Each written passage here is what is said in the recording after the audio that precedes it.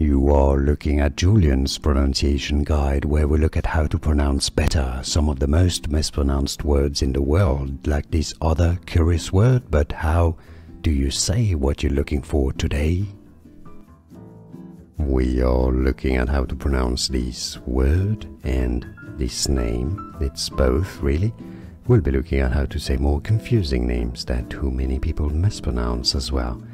So this is a word from French that means beautiful, as in a feminine. So you'd say this of a girl to say she's beautiful.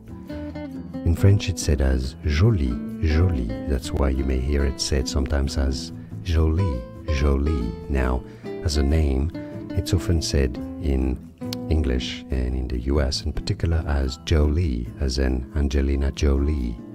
So there are different pronunciations: Jolie, Jolie, or in French, Jolie.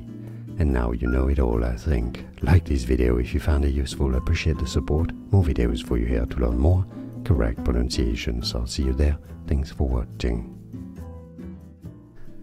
Here are more videos on how to pronounce more confusing words and names too many mispronounce. Like this video if you found it useful. I appreciate your support. I'll see you soon and thanks for watching.